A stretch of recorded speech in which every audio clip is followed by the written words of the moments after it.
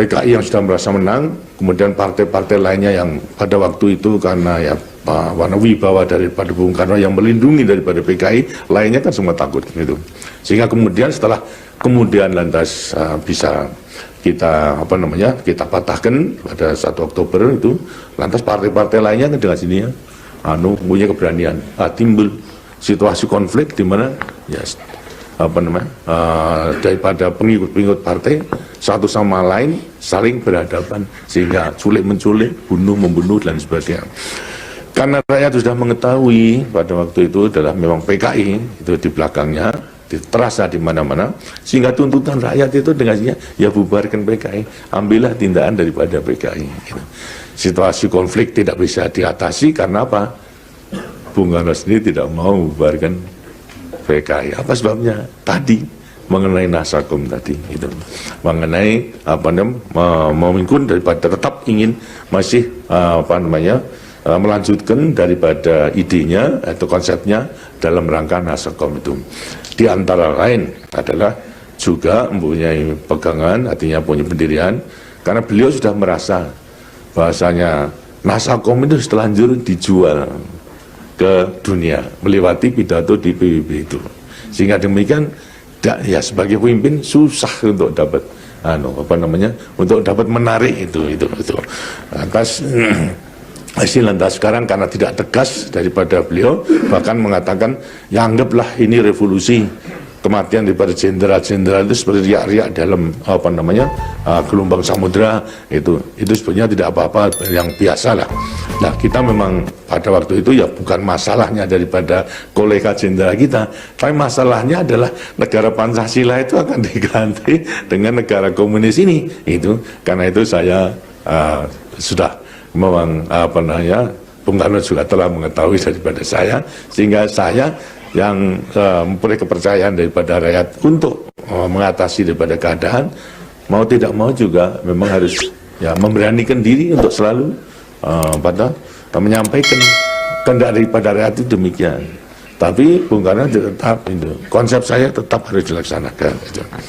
Sehingga antara saya sendiri itu yang mulai 2 Oktober sampai kepada 11 Maret itu terus menerus dalam keadaan perselisihan, pertentangan antara saya dengan Bung Karno mengenai soal tindakan apa yang harus kita lakukan untuk segera itu.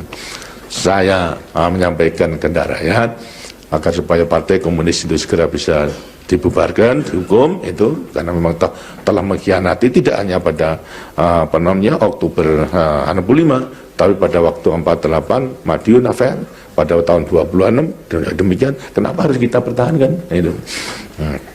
Jadi tapi beliau tidak, bahkan saya diperintahkan kamu harus membubarkan kami sama KAPI.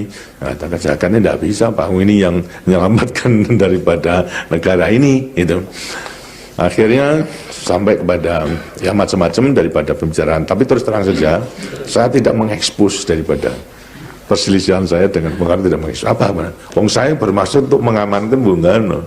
Dan saya percaya kalau Bung Karno itu baru PKI, rakyat itu masih di belakangnya. Itu.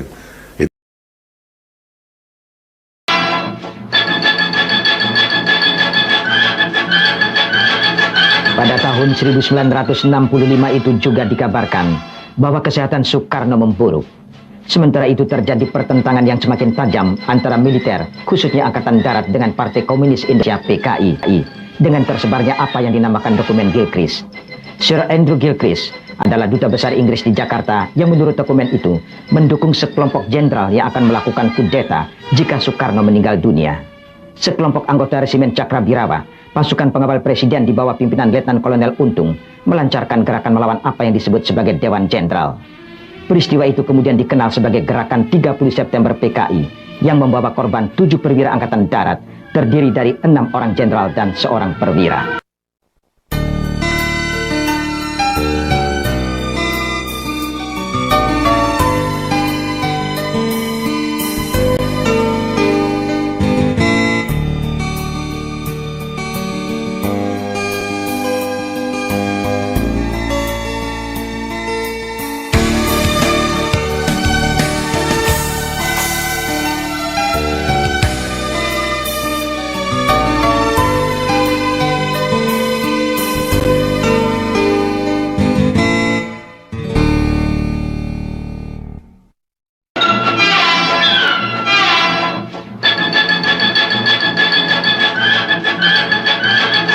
Pada tahun 1965 itu juga dikabarkan bahwa kesehatan Soekarno memburuk. Sementara itu terjadi pertentangan yang semakin tajam antara militer, khususnya Angkatan Darat dengan Partai Komunis Indonesia PKI, dengan tersebarnya apa yang dinamakan dokumen Gilchrist. Sir Andrew Gilchrist adalah duta besar Inggris di Jakarta yang menurut dokumen itu mendukung sekelompok jenderal yang akan melakukan kudeta jika Soekarno meninggal dunia. Sekelompok anggota resimen Cakrabirawa, pasukan pengawal presiden di bawah pimpinan Letnan Kolonel Untung, melancarkan gerakan melawan apa yang disebut sebagai Dewan Jenderal.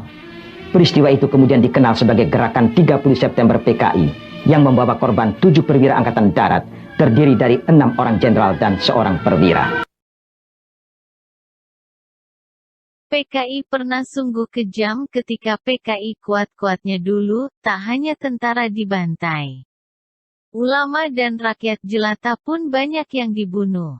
Bahkan, pernah mereka menyamar membuat acara pengajian di Banyuwangi. Peserta yang datang kebanyakan santri dan tokoh agama. Lalu mereka diberi sajian makanan yang sudah ditaburi racun dan mereka semua meninggal. PKI menggunakan kekuatan untuk melenyapkan lawan-lawannya, terutama ulama-ulama tradisionalis.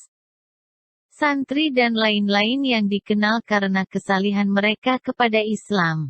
Mereka ini ditembak, dibakar sampai mati, atau dicincang-cincang, kadang-kadang ketiga-tiganya sekaligus. Masjid dan madrasah dibakar, rumah-rumah pemeluknya dirampok dan dirusak. Saksi mata, Robert J. bercerita, ini kekejaman PKI, ulama-ulama dan santri-santri mereka dikunci di dalam madrasah. Lalu madrasah-madrasah itu dibakar. Mereka itu tidak berbuat apa-apa, orang-orang tua yang sudah ubanan, orang-orang dan anak-anak laki-laki yang baik. Hanya karena mereka itu muslim saja. Orang dibawa ke alun-alun kota, di depan masjid, kemudian kepala mereka dipancung. Parit-parit di sepanjang jalan itu digenangi darah setinggi 3 cm.